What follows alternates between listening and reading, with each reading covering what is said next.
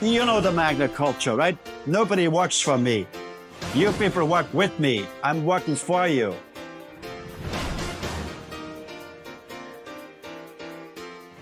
The history of mankind has always been dominated by the golden rule. Here's the gold makes the rule. But I don't want to be dominated by anyone. If I feel that strong, I should not be able to dominate somebody either. Hey guys, I'm Councillor Lisa Robinson, and I'm here with the legendary Frank Stronach here today. And I'm looking forward to the podcast. We're going to learn everything that there is to know about the Canadian Economic Charter. So thanks for joining me today, Frank. Well, nice to be here with you, yeah. Oh, this is amazing. If anybody doesn't know, Frank Stronach is the Magnum man, and he has built businesses up from just being, just being an individual that came here with only a couple $100 in his pocket to be a billion-dollar industry. So please, I'd like to welcome Frank. And Frank, maybe we could just start off and you could tell us like how it was and what made you come here and start your business. Well, I was born in Austria and working class family, and I wanted to see the world. So I applied for visas to South Africa, Australia, the United States, and Canada. And Canada came first through with the visas. I wound up in Canada. Sometimes I'm a little tough on the Canadian bureaucracy, but I still think it's the best in the world because they came forward with the visa first. So I wound up in Canada. That's amazing. So we're so lucky that we got to get you first. I mean, that is amazing, Frank. And could you just elaborate? I know that you only came here with a few dollars in your pocket. What fueled your ambition to start a company here in Canada once you did get here? Well, I had no great philosophies at that time. I was just a little over 20 years of age, so you really haven't. I just wanted to see the world, and I heard the rumors when you work for a few months, you can buy a car. And my dream was always to have my own bicycle because I had to share it with my sister, right?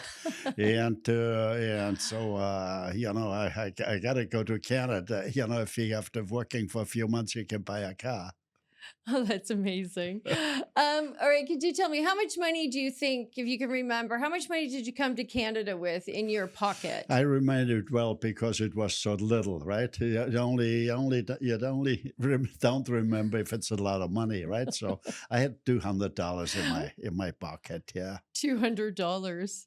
Yeah. Wow. Okay. And what did you do with that $200? Like, where did you stay? How did you eat? Well, it was, I arrived in Quebec City and the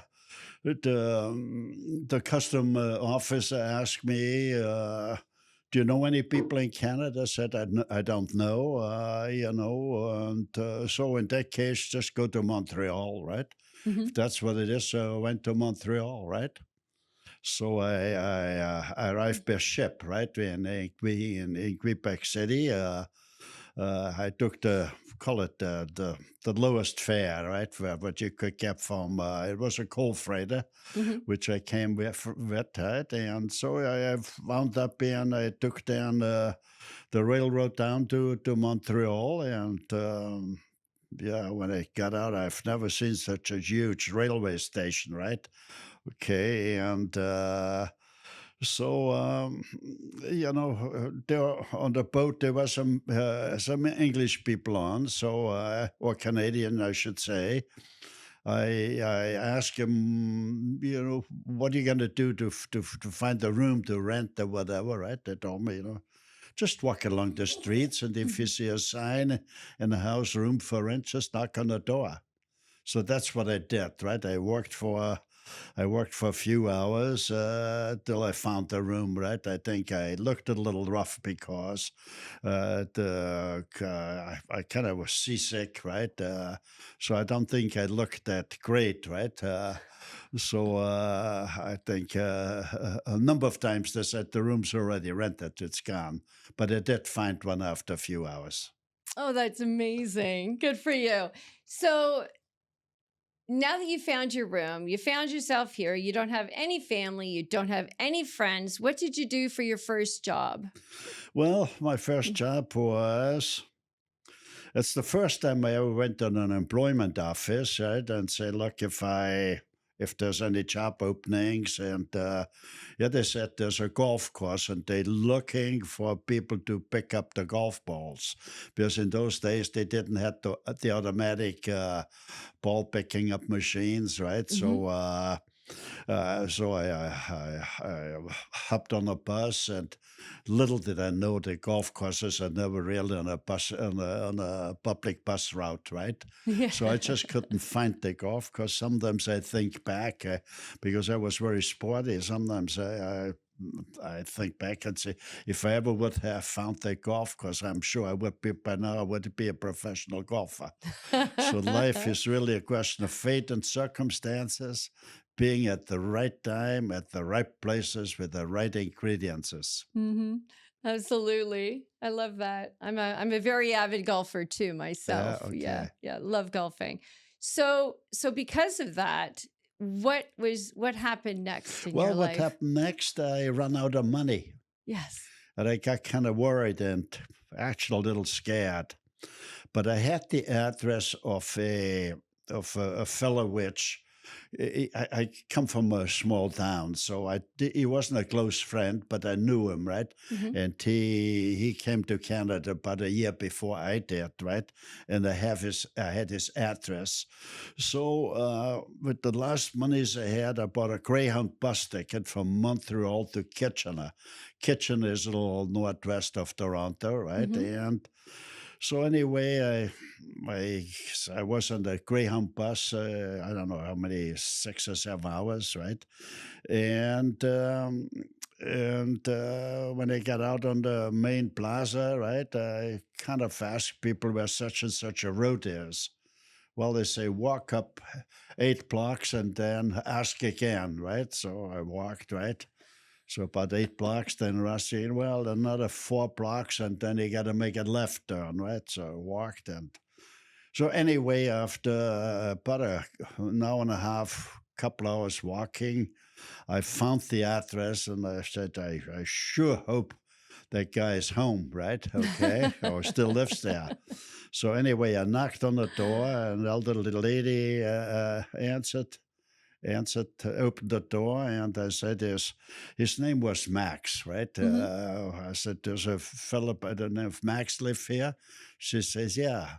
So she said, I'd like to see him. So she yelled upstairs. I said, Max, there's somebody here to see you.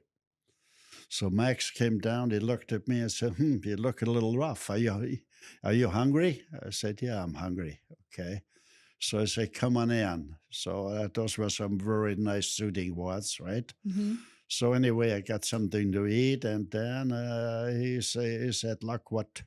Well, I said, I'm looking for a job. Do you know of any jobs? No, he says, I think there's a hospital which kind of needs some helpers in the kitchen or whatever, right?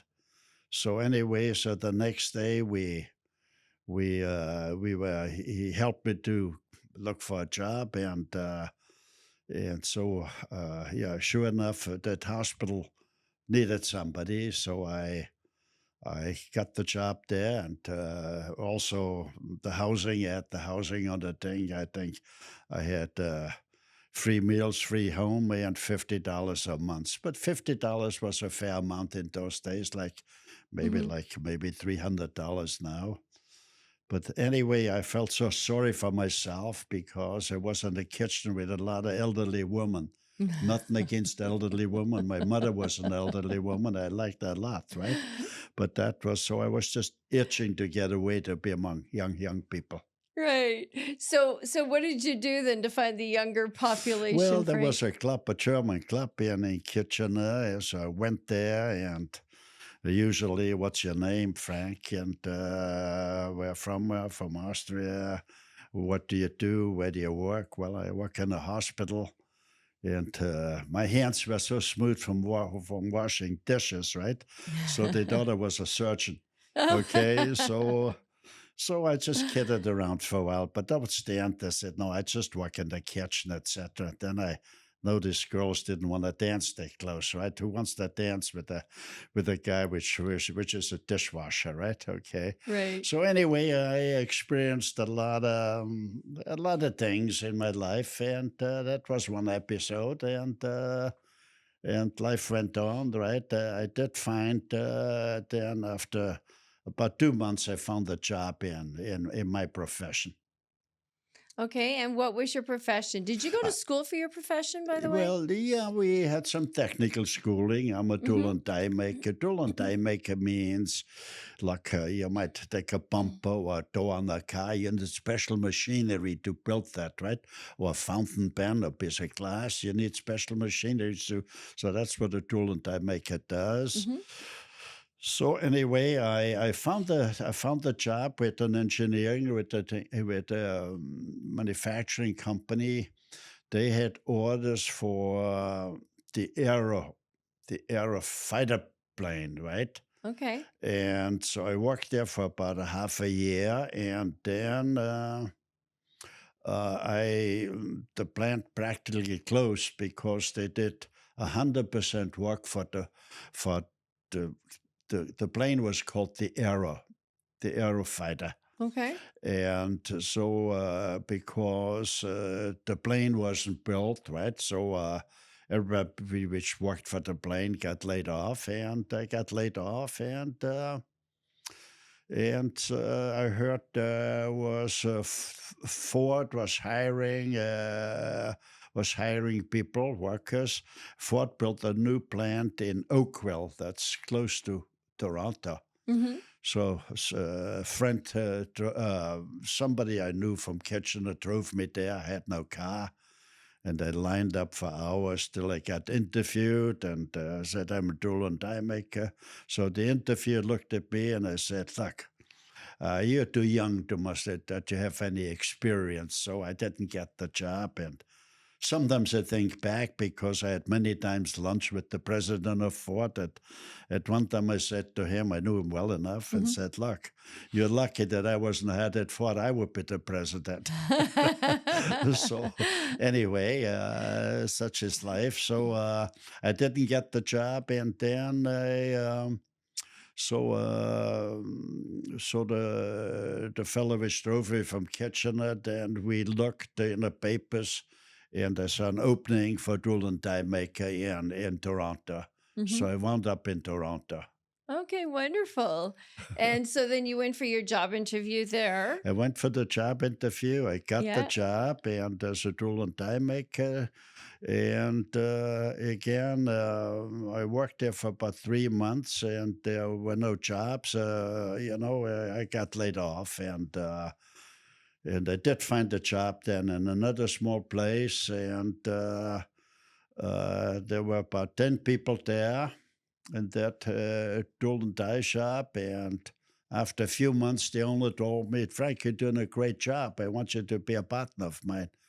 My chest grew a little, but he was a nice man, but never wrote it down. Right? So I said to myself, "There's nothing to it to run a company, to run a business." Mm-hmm. I looked in the papers. The tool and die makers wanted, so I applied for a job. I got paid a lot more, and so I rented a small room where the toilet and the showers were out in the hallway. And anyway, so that was in late '54 and early 1955, right? So 2 years later, I had $5,000 saved up. $5,000 in 1957 was a lot of money. Like you could buy a small house, a Mm-hmm. small condo, a small farm. Mm-hmm. What I did, I rented a small building and bought a few used machines on a down payment, and out I went hustling. I went in the factories and said, "I'm very good at solving problems. If I can't solve them, they don't have to pay me." So anyway, I must have solved some problems because I hired somebody after 1 month. I hired somebody. After a Mhm. year, I had about 10 people, and after 2 years, I had 20 people. That And is incredible. yeah, and but anyway, life is really an evolutionary process, right? Mhm. You go to so many things, and whatever you experience that forms you. But anyway, so after 2 years, I noticed my foreman was a little different. Was a German fellow by the name of Herman. So I said, Herman, what's the matter with you? A little different. Well, he said, I wanted to talk to you anyway. I said, what about? Well, I said, I'd like to start my own business. Mhm. I said, I can sympathize with that. He was my first employee, right? So I said, I said to him, look, let's talk maybe tomorrow. Maybe we find a better solution, right? Okay. So that evening I was talking to myself. I said, if that foreman's going to leave me, that would stifle my growth. Mhm. The next reason was if that foreman's going to leave me, I would have to do all the work myself. The third reason was if I hire a new foreman and I don't teach him a business, I still got to do all the work. So I didn't like that, right? So because, and if I would have taught a new foreman, the same thing would happen after 1 or 2 years. They would leave and start their own business. Mhm. But anyway, I said to the fella, to make a long story short, I said to him, look, why don't we open up build a new factory? You own a third, I own 2/3. He said, you mean it? I said, yes. We went right away to a lawyer, wrote it down, built the factory. The guy was hustling like crazy. He was so proud that was his company. And Mhm. and so so I took over the next few years, I took a number of foremans, 7 altogether. After 5 years, I had about 7 foremen, right? Yep. I was 7 factories and making money like crazy, like cash like crazy. I became philosophical and said, gee, if I can get the workers involved, then that could be something quite special, and I would make more money, etc., etc. So I transferred the private company to a public company, and I put in a corporate constitution. Mhm. The corporate constitution was the main principle was what we do with the profits, right? So the profits we divided the profits by 20% of the profits got to the shareholders Mhm. as a dividend. 10% got of the profits got to the workers over and above their wages. 6% management got. 7% went into research of the profits, and 2% of the profits went to charity. In the later years, 2% were about $400,000. And that was the great part about it when he built a large company. And you have a percentage which goes to society. So that was always what I enjoyed most, to give a few 100,000 here, a few 100,000 there. So that was the great thing about it. But what happened, the interesting, that's really basically the way Magna came about. And basically, that's the way quality, my ideas for an economic charter of rights came about, right? Because in the first year, when we put in the profit sharing principle, our profits climbed 40%. The second year, profits climbed 100%. The third year, they climbed 200%. So it was amazing, right? Okay. And again, then I became philosophical. I remembered the days when I was hungry not because I wanted to lose weight. I was hungry, had no money to buy food, right? That leaves thing that I said, gee, I could do something. When we get the employees involved, the employees would make more, etc., and we could eliminate poverty, right?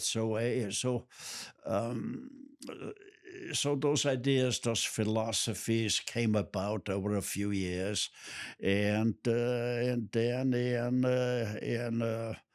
2015 or late 2000, when you get a little older, you sometimes you you try to think about it. What's the purpose of life, right?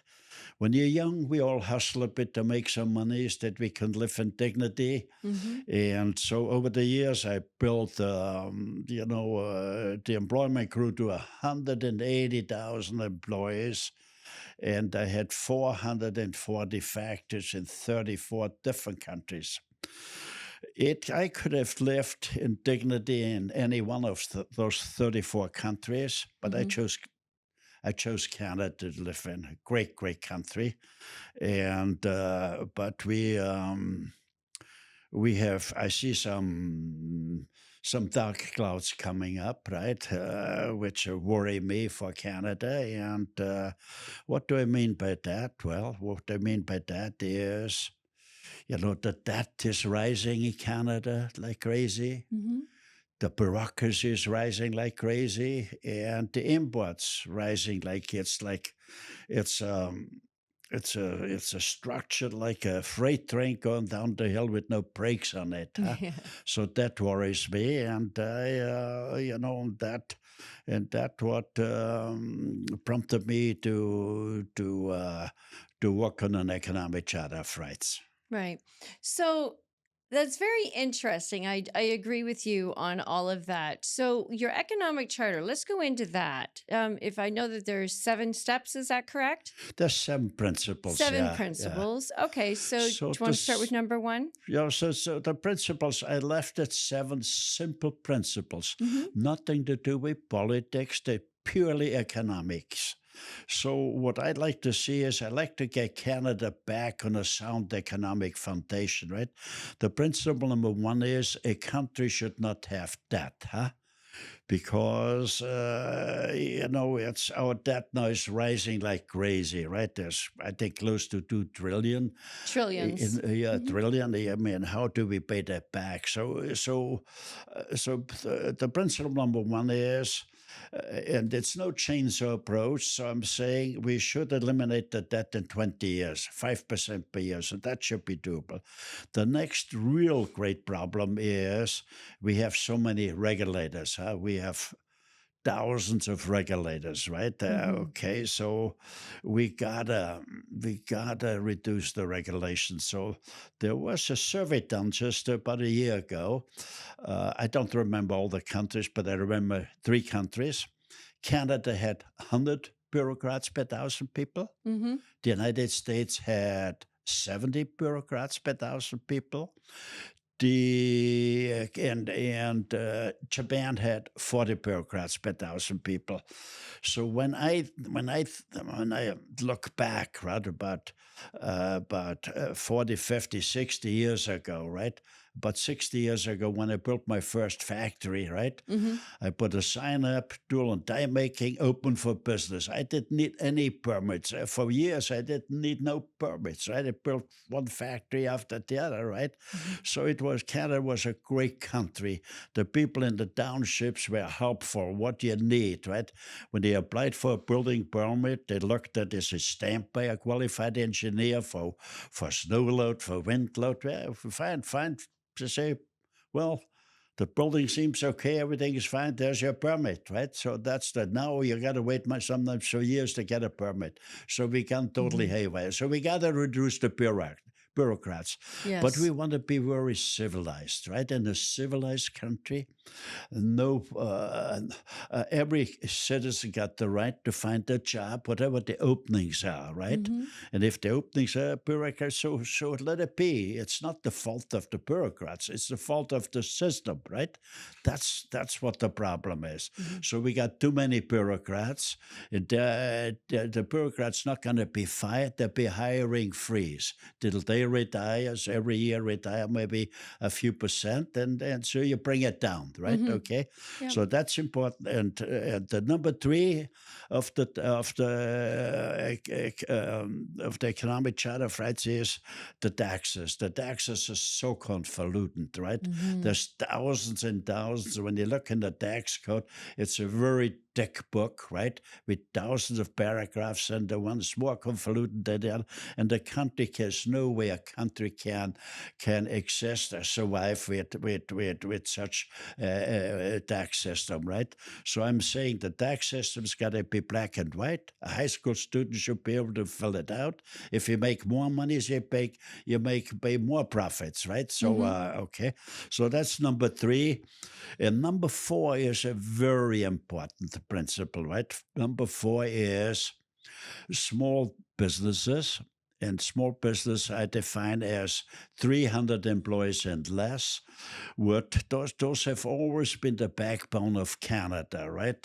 If small business did well, the country did well. And small business provides the most jobs, right? But the problem now is we have so many restrictions, so much red tape that small business is practically tied up in chains and can't move, right? So basically, I want to build a small business, be part of it, support the economic charter of rights. And for small business, there should be no business tax because small business wants to grow, and when they hire employees, then they pay a wage tax, and governments make more monies when they collect the wage tax. So this will be immense. If we would say, look, the taxman has no business at small business and no regulators, and let's get the red tape off and no business tax system, the country will blossom economically and will grow So we got to do that, right? That's number 4. Absolutely. I think that's a really good point there, is the no taxes for the small businesses. Small business, yeah. We did lose a lot of businesses over the last 5 years. So I think if we were to implement something like that, we could start bringing all those businesses back again. We got to take the chains off. We got to give them freedom, right? Yes. And saying, look, they don't have to, with the taxmen in large companies, they go in and there's a huge write-offs what you do. And for small business, if you take a customer and have lunch, you might be charged like with tax evasion or whatever, right? So, but it's ludicrous, right? It is. So we need small business got to be run like call it the capitalistic system of free enterprise. Free enterprise. Basically, we got to realize without free enterprise, we have no free society. Okay, and we are so stifled now, and we have so many regulations. It's not a free enterprise anymore. So anyway, number 4 is free enterprise, small business, no business tax, and number 5 is when the companies grow large and make some monies, profits, then they got to share with the employees. That's only fair, right? Because I will come back to that. Profit sharing. And number 6 is high school should end at grade 11 or grade 10. Pardon me, grade 10 and grade 11 and grade 12. We should teach high school kids or students. Teach them trades, Okay, that would be a win for the students because it's extra knowledge. The more knowledge you have in life, the higher the wages are, right? And so that would be a big win for the students. It would be a big win for society because we're short of tradesmen, right? And if they want to go to university after grade 12, fine, let everybody be. But a lot of kids would stay in the trades, right? Because it might be easier to start your own business. You might make more money. So that's number 6. Number 7 is very dear to my heart. No Canadian kid should go to school hungry. That means breakfast got to be served. No Canadian kid should leave the school hungry. That means lunch has got to be served. And by law, the food would have to be organic. Wow. But that creates another problem, right? Because we got to realize that 95% of the food eaten in Canada, in the United States too, comes from industrial farms. In industrial farms, you see no more eagles fly. Why? There's no more rabbits. There's no more pheasants. We spray so much fungicide and pesticide, we poison everything. Yeah, right. So but that leads again to another problem. Family farms are practically on welfare. Kids of family farmers say, "Mom, Dad, I don't want to be in farming. I don't want to be on welfare." So we must create a family farm foundation where we subsidize. If they grow organic food, we would subsidize them, right? And if some people would say, a politician would say, we cannot afford that, that'd be the wrong statement, because we could, if they would eat organic food, the kids, we would save billions of medical costs. Oh, So absolutely. that's absolutely necessary. Yes. So now I should ask you a few questions. Why you're running and thing, and I'm very great that you run for the People's Party, because the conservatives and liberals, they have never really talked about an economic charter of rights, even far away from it. They don't even preach that that workers should get a portion of the profits. But let me the core of the economic charter is that all politicians agree, all business people agree, pretty well everybody agrees. If the economy doesn't work, nothing else will work. If the economy doesn't work, you cannot feed the hungry, you cannot look after the most fragile people, the elderly, the sick, and the handicapped. But we do not talk what drives the economy, the most important subject. More important than anything else. The economy is driven by three forces: smart managers, hardworking employees, and investors. The message I want to get across loud and clear is, without workers, you can't make a profit.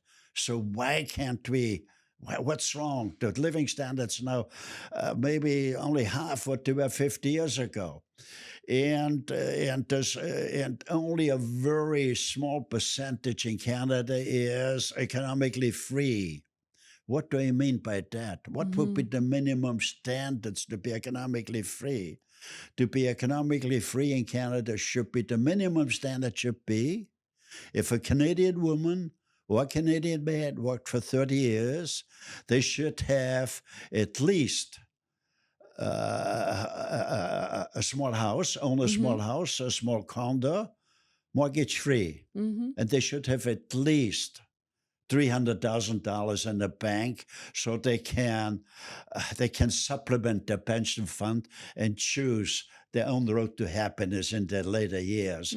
So that's the right things that is, because we have no system where the employers can share profits. The tax system, it benefits that they're very rich. Like, we got a screwed up system. So I got to know what the last few months thing, you have your own mind, and we need people with their own mind. Do not follow the tales of the elderly politicians, because I know most of the politicians, they are basically okay people. They want to do well. But the older politicians say to the young one, because the young politicians come, I got to change Canada, I got to do this, I want to do that. They say, hey, slow down. You can't say that. Because when you say that, when you bring forward some new, we would be criticized. So there's nothing new come forward, right? There's only name calling. So that's the dilemma. So the political system doesn't work, and we should not let the politicians be in charge of the economy. The economy should be handled via the economic charter, right? So again, I want to bring forward, I'm very happy, because we like to see that the politicians sign some pledge sheets. And I'm very happy that you signed a pledge sheet which states when you will be elected to Parliament, and I hope so. Okay. And I hope, I think you're the best. If I would live in your riding, I would vote for you. So I mean, thank so you. I want to let the other people know that I think highly of you, that you have got your own mind, and you're level-headed, right? And do we have all the politicians, of all the experiences know. But the Mhm. key is when problems are brought forward, right? And you talk about it. The main thing is many politicians which make the right decision for the people, and that's not done, right? Mhm. So I'm very happy that you'll be running for the People's Party, and I would be happy if I can be of any help. Even though I'm not in politics, and we support all the also what the people which want to be a politician or want to be a member of parliament. If they signed a pledge, if they are elected, they would vote that the economic charter of rights Mhm. would be part of the constitution. This way, we could eliminate poverty, and most Canadians would be economically free. Mhm. That's what Canada needs: eliminate poverty and make sure that Yes, they're free. that's the thing. So that's why the economic charter of rights is so important, right? Mhm. So important. And I say that over and over again: the human charter of rights alone is not sufficient. Mhm. We have to fortify it with an economic charter of rights. Economic charters of rights will lead to economic democracies, and economic democracies are the basis for democracy itself. Mhm. It's amazing that this charter, this is it right here for all those that are This watching. I hope you is, can yeah, see but that. it's not part of the Constitution yet. But we No. say, look, if people would understand that, Mhm. they would demand. People would demand because there's more workers than capitalists, right? Mhm. They all would say, well, workers should have a right to get a portion of the profits because without workers you can't make a profit. Mhm. So that's got to get across. And we call every Canadian could be an ambassador of the economic charter of Mhm. rights. Mhm. Proudly, I'm an ambassador of the economic charter of rights, and the ones which have maybe a better understanding or maybe a little more time, the ones which convince other people to be part of, because it should be grassroots. Mhm. Convince your friends, convince your family, convince the thing. Only vote for the candidates which have signed a pledge sheet Mhm. when they be elected in Parliament, that they will bring forward a motion that the economic charter of rights will be part of the Constitution in Mhm. Canada. Yeah, when I am elected, this will be my first motion that I will be Okay. doing my best to bring forward would be the Canadian Economic Charter.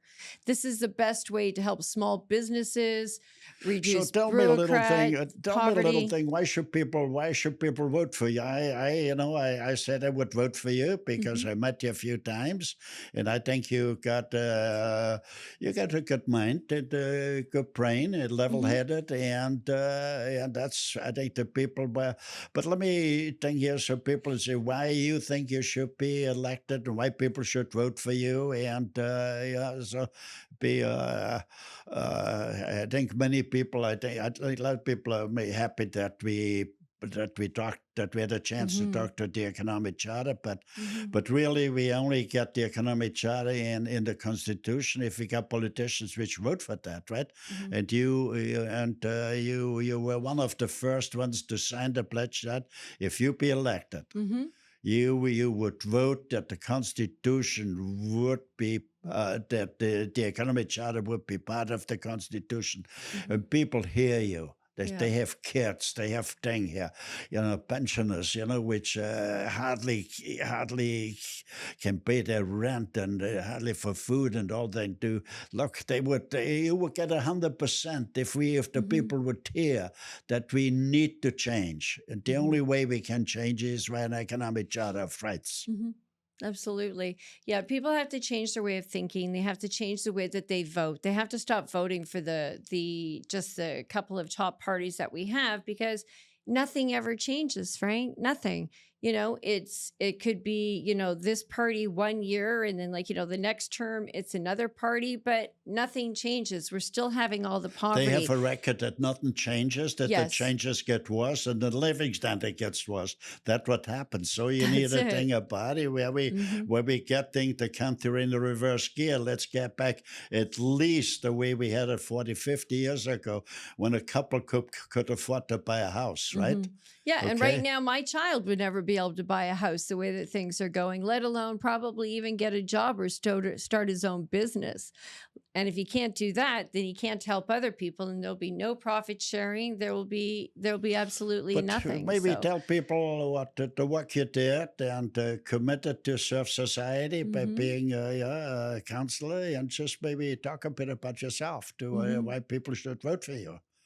I mhm. kind of highlighted why I would vote for you. Yeah. Thank you.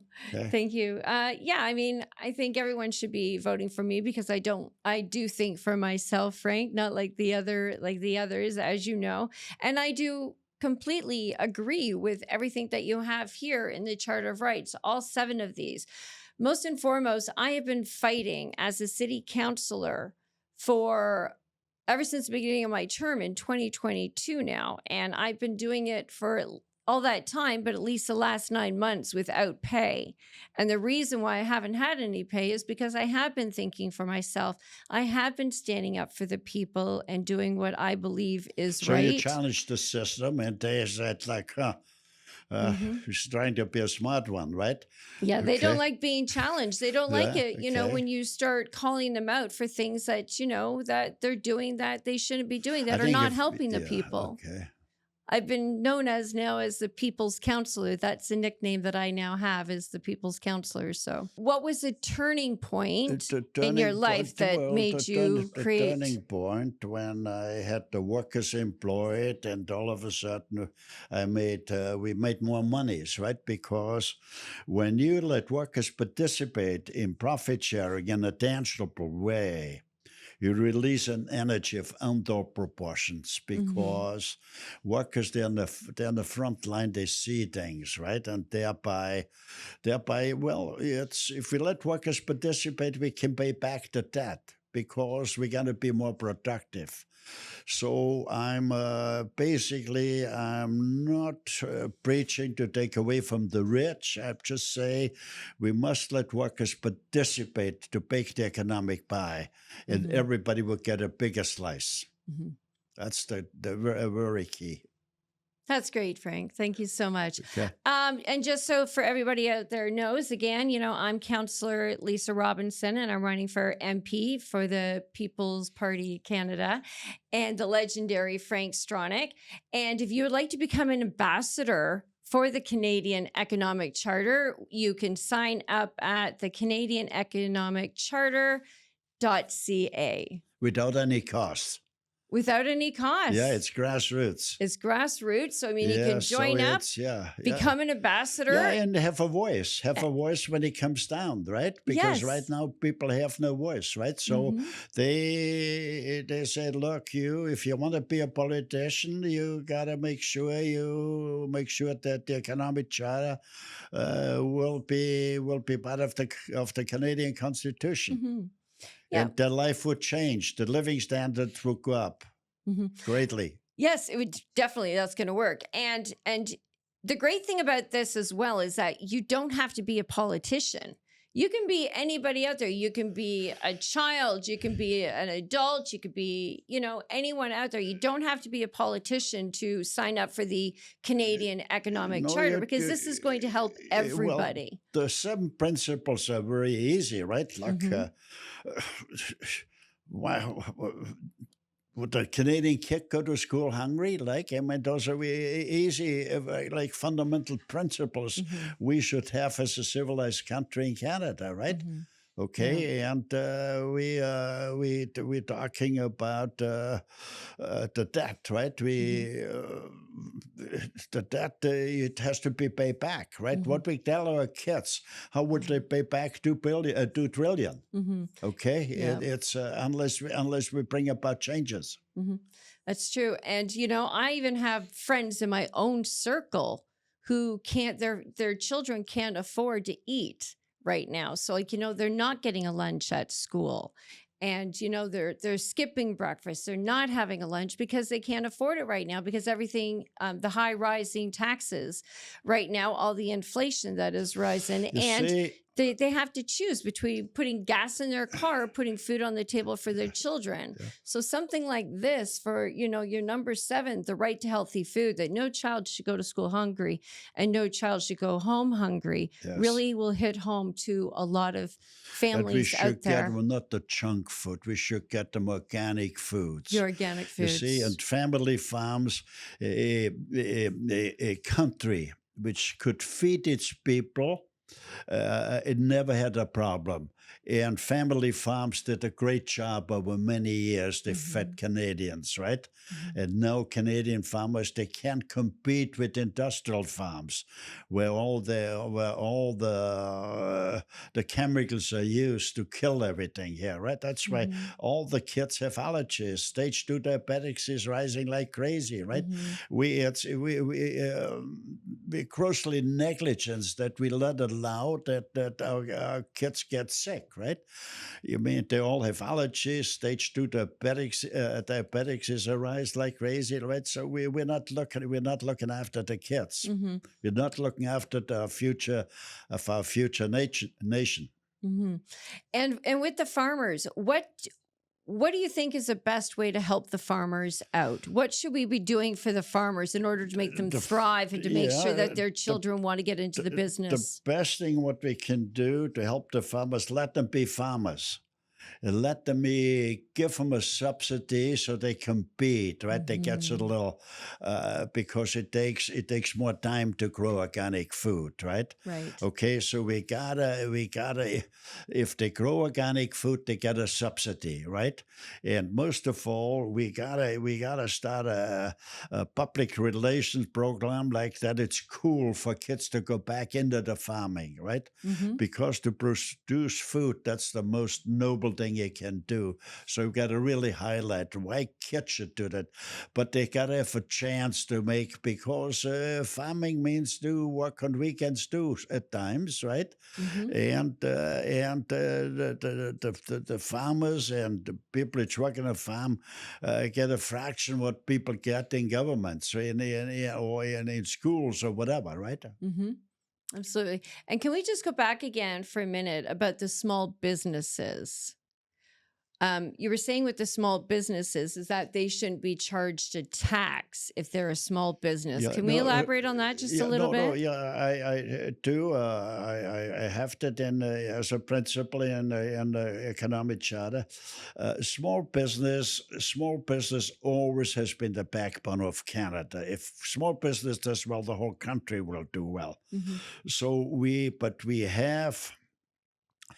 have stifled, small businesses with red tape, practically in chains that they can't move to must comply with so many rules and regulations. It's killing the thing here. So basically, he said, look, you small business, if you band together, you can get rid of the red tape and get rid of the business tax. If you as a small business owner take monies out, you be treated like an employee. If you take out, you pay more taxes. If you take out less, you take out less. And small business will only take out what they need to live and leave the monies in to grow the business. That's why small business want to grow to big business, right? And I've provided a blueprint where small businesses could become big businesses. It was great to sit down with you and talk about Canada, the economic charter, and how politics work. That's awesome. Thank you so much. It was great sitting with you today, Frank. Thank you. Thank you.